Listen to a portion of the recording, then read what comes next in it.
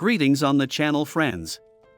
Today I will tell the story of Kai, a girl who has been living as a hermit on the marshes since she was young, and meeting two local young men opens up a new world for the girl. But when one of the boys is found dead, people immediately assign her as the culprit. I look forward to your opinions on the film in the comments. Enjoy watching it. Somewhere in North Carolina, two boys in the swamps find the body of a young man. He died from a fall from an abandoned tower. The cops find no evidence at the scene, and the only clue is the remnants of red wool on the victim's clothes. The locals don't believe that the guy killed himself, and they all suspect Swamp Girl, as they call the girl who has lived as a hermit on the marshes since she was young. A police squad goes to her house, but the girl is not there. They entered the house and found a red wool hat. In the meantime, a girl named Kaya was hiding in the woods. A few days later, however, the police do catch the girl.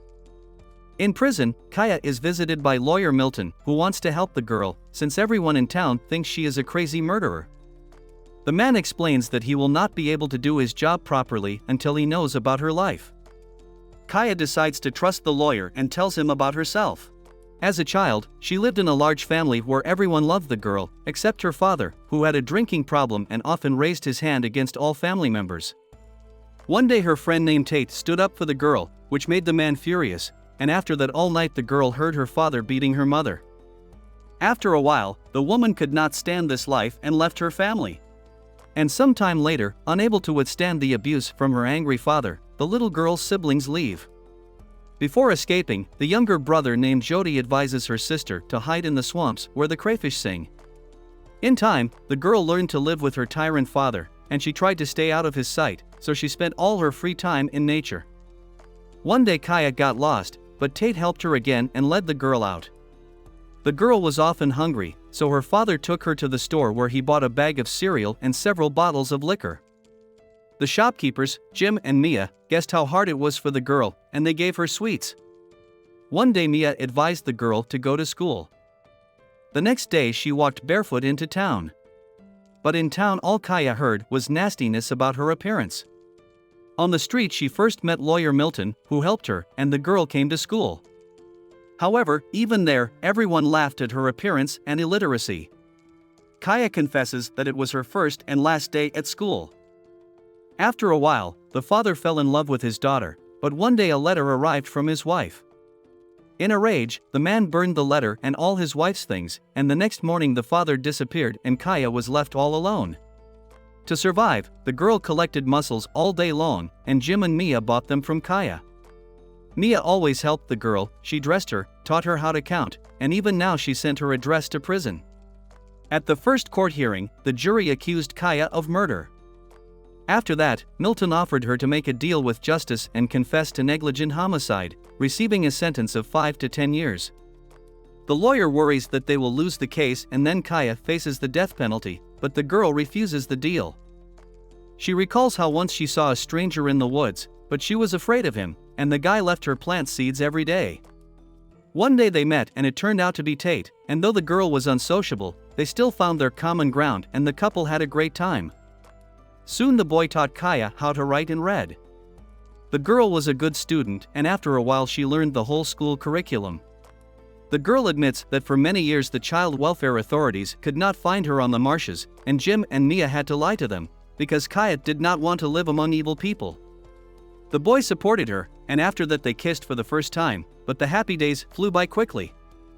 Soon the girl found out that Tate enrolled in a biology university in another city, and Kaya asked her beloved to stay, but the guy did not want to live in the swamp, as there is no perspective here.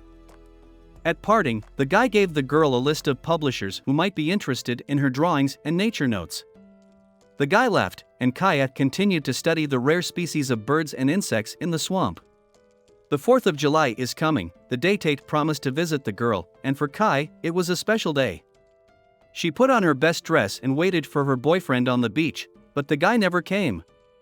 The girl experienced great sadness, but nature once again saved her. She decided not to waste her time picking and selling mussels, but to send her work to the publishers Tate advised.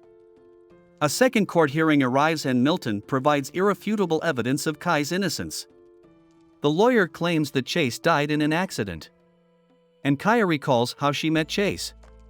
The guy wooed her, but the girl didn't feel any sincerity from him. On the first date, she sees a rare seashell and even says its Latin name, but that only makes the guy laugh. He confesses that he is surprised by the knowledge of a girl who has lived in the swamp all her life. And so the guy decides that he can get everything at once from the girl, but Kaya doesn't think so. Chase decided to make amends and took the girl to the tower, where the girl was very happy to see the swamp from such a height. With this, he bribed the girl and they began to spend a lot of time together. Kaya loved Tate, but with Chase she did not feel alone. The girl gave Chase a rare seashell she found on their first date, and in return Chase declared his love and promised to marry her soon. Kaya's memories are interrupted when the court tries to find out where the rare seashell from Chase's body went. The boy's mother is furious and blames Kaya, but Milton's eloquence puts things in perspective. The lawyer reminds them that during the search of Kaya's house, the seashell was never found. Kaya's life seemed to be getting better, with a boyfriend she loved and a publishing house ready to publish her research, but one day Tate returns and sees the happy couple. A few days later, Tate overhears Chase discussing his night with Kai. The guy stands up for the girl's honor, but Jim manages to stop the fight. That same night Tate goes to see Kai, but the girl was furious and hated the guy with all her heart for betraying her. Tate sincerely asked for forgiveness and he understood that the girl would never want to leave the swamp, so he had to choose between her or a successful life. The guy admits that he made a huge mistake and is ready to fix it. He even found a job in a laboratory near the swamp, but Kaya could not forgive the guy. The next day, the girl arrived in town and happened to meet Chase. She confessed that she wanted to give him a romantic evening, but all of a sudden they were approached by the guy's friends came over, and one of the girls introduces herself as Chase's fiancée, and that just breaks Kai's heart. A few hours later, Chase arrives at her place, but Kai didn't want to see him. And then, after a week of suffering, Kaya receives the first copies of her books and the first interest from their sales. The girl makes repairs and even runs electricity to her house in the swamp. One day Jody's brother showed up on the doorstep. He knew nothing of the sisters' fate, but he knew that their mother had died of illness. In that letter, she asked her father to give her children to her, but her father threatened her with reprisals if she did not disappear. Jody is sad that their family has such a hard fate and asks her sister's permission to come and visit her, and the girl is only too happy to do so.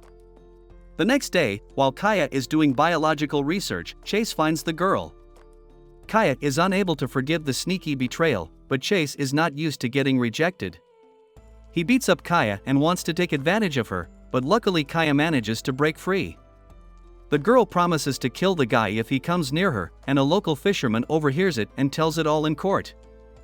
From then on, Kaya lived in fear. She had to hide for a week in the woods and swamps, and when she returned she found the whole house overturned. Soon Tate came to her. The guy noticed the abrasions on the girl's face and immediately realized that Chase had done it. The girl says that she wanted to go to the next town to sign a contract with publishers, but because of the abrasion she couldn't make it. Tate again supported Kaya and persuaded her not to deprive herself of a better future, and since it was cold, Guy gave her his red wool hat. The next day she went to Jim to find out the bus schedule. The man was worried about her and asked her to go to the police, but because of Chase's connections, the girl was hesitant to take the step.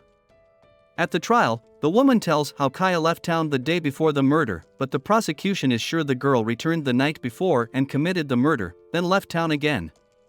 In response, Milton reconciles the bus schedule and explains that Kaya could not have killed Chase and covered her tracks in just a few hours. In the end, the prosecution has no evidence, only one piece of evidence, red wool on Chase's clothes, but Milton recalls the couple's intimacy and it does not prove Kaya's guilt. Finally, it is time for the verdict, and the jury finds the girl not guilty.